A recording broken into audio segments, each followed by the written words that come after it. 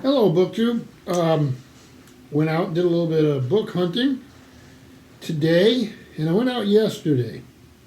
The books I got yesterday, I'm actually saving for tonight at 7 p.m. Eastern Standard Time. We're going to be doing a live stream call with Scott and Becky, the Bookish Bryants, and Steve Donahue. So I'm saving a couple books for that. Really special ones. I was absolutely thrilled. I got to go to a place called the Toadstool. It's a bookstore down in Keene, New Hampshire. It's a bit of a haul for me, but most places are. And we went down, we were looking at vehicles and stuff, and found a vehicle we like, but they don't want to give me the price I want. But we went over there. They have new, they have remaindered, and they have used in a well-curated,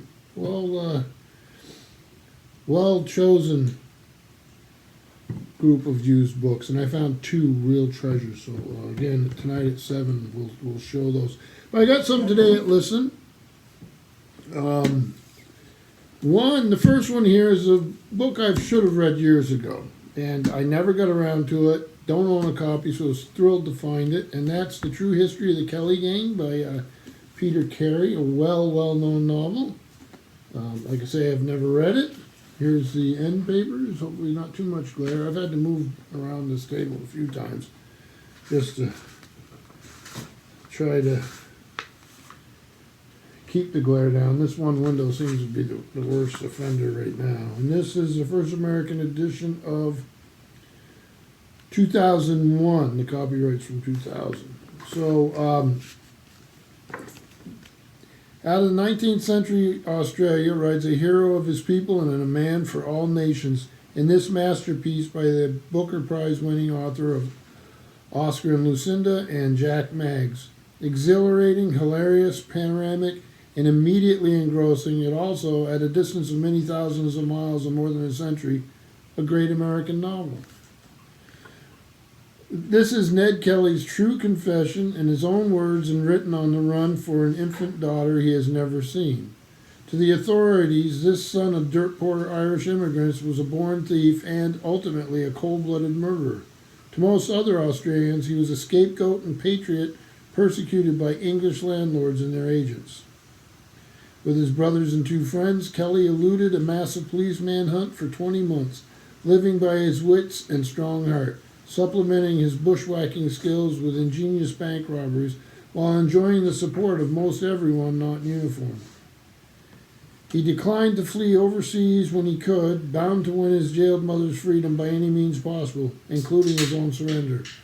In the end, however, she served out her sentence in the same Melbourne prison where, in 1880, her son was hanged. So, born in Australia, Peter Carey lives in New York City with his wife, Allison Summers, and their two sons. So there he is. So yeah, I'm looking forward to this. I've heard great things about it. Hardback's $1, paperback's 50 cents as usual. So that was a buck. This one here would be a paperback. This is A Brief History of Ancient Greece, Politics, Society, and Culture. Sarah B. Pomeroy, Stanley M. Burstein, Walter Donlin, Jennifer Tolbert Roberts. So this one, the first thing you look for is highlighting and all that. Nothing in there of that nature. But I like these surveys, especially if they're newer than the ones from when I went to college, because stuff does change. So, he's got maps. Let's see. Oh, this is sort of cool. So I'll work my way through this. I love reading these sort of things. When did this come out? This is got a big timeline there in the front. Tons of maps. And I don't seem to be able to operate my... This is Oxford University Press, and this is from 2004. So, not brand new, but for me, probably work out good. The story of the ancient Greeks. So, a survey. Here's another hardcover. I know about this book. I've read her other books. This is one of the earlier ones, I believe. This is Elaine Pagels, The Gnostic Gospels and it's Adam, Eve, and the Serpent.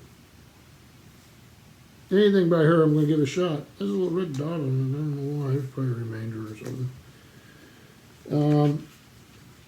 This came out in Random House, New York, 1988. First American edition. I have no idea how many editions it went through, but it was quite a well-known volume. I'm actually looking forward to reading this for sure. How did it happen that Christian tradition came to find sexual desire sinful and to claim that infants, from the moment of conception, are infected with the disease of original sin, that Adam's sin corrupted the whole of nature, which until that point had known neither death nor labor nor suffering? How did it happen that the Christian church, which proclaims the infinite value of each individual and celebrates the moral freedom of all its members, came by the middle of the 4th century to insist that humankind, made in God's image, cannot choose not to sin? Well, we will find out. And she's looking quite young there. So 1988. Let's see, we have New Yorker, New York Times Book Review, Kingsley Barrett, Professor of Divinity at Durham University, the Boston Globe, Martin E. Marty, who I know, the Chicago Tribune, I don't know him personally, but I've read, and the Atlantic Monthly, so it got reviewed everywhere. Then we go back, some paper. This I've never seen before, and just fascinating. I'll have to clean it up. It's got some, looks like white out on the cover. It's by Ewan Clayton. It's called The Golden Thread, The Story of Writing. So I'll just use an alcohol pad, and those are the ones they use when they give you a shot, and that'll clean that right off. It's The Story of Writing. This is from 2013, and it's Counterpoint Berkeley. So here we have Vermeer's A Lady Writing, and table of contents. Seems to have a lot of illustrations throughout it.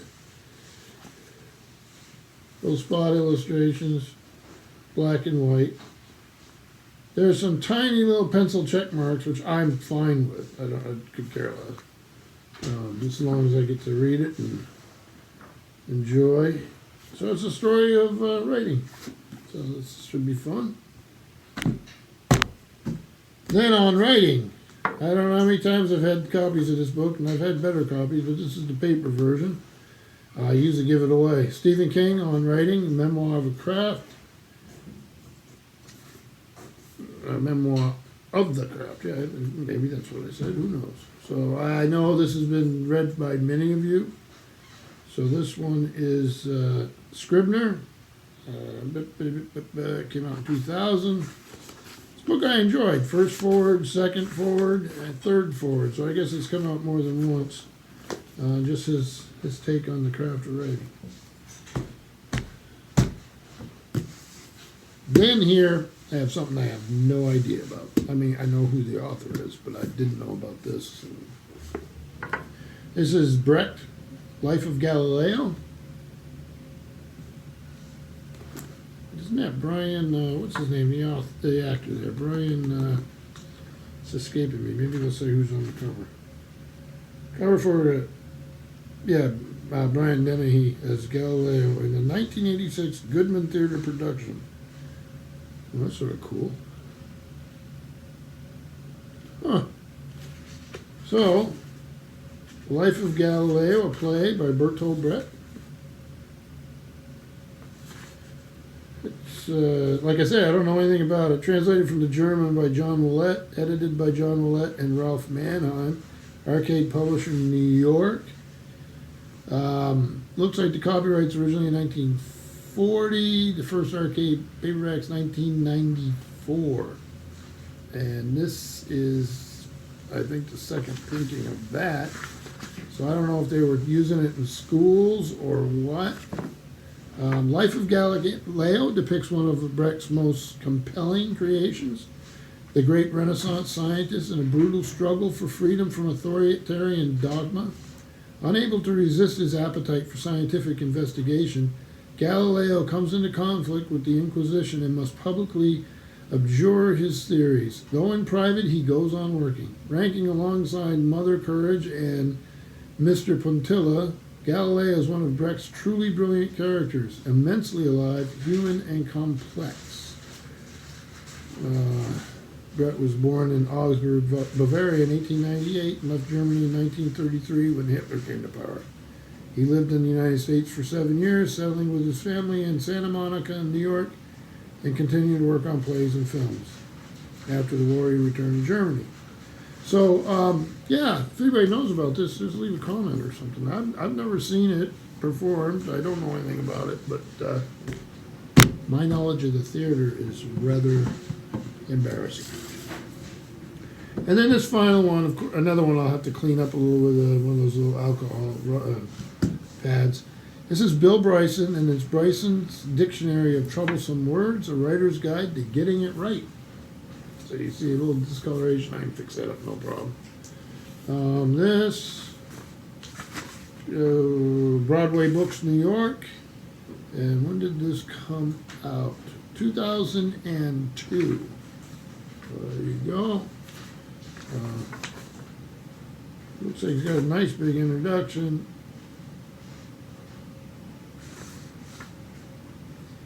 So, aerate, A-E-R-A-T-E. And it'll say just 2 syllables, not aerate. Oops.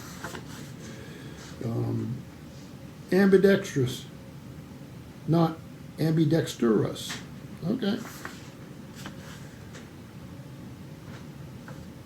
Barbecue is the only acceptable spelling in serious writing. Any journalist or other formal user of English who believes that the word spelled B-A-R-B-E-Q-U-E, or worse still, B-A-R-B-Q, is not ready for unsupervised employment. I just do B-B-Q, so I guess I'm not ready either. But yeah, it'd be fun to read through. I like Bryson. You got a picture of him here? Yeah. So, not a bad haul. Like I say, tonight we got a live stream where I'm going to do the 2 really big ones I really loved that I got last night, or yesterday. I'll show those tonight. There's a little bit of a pyramid. Hope everyone's doing well, and love to see some of you tonight. And thank you, BookTube.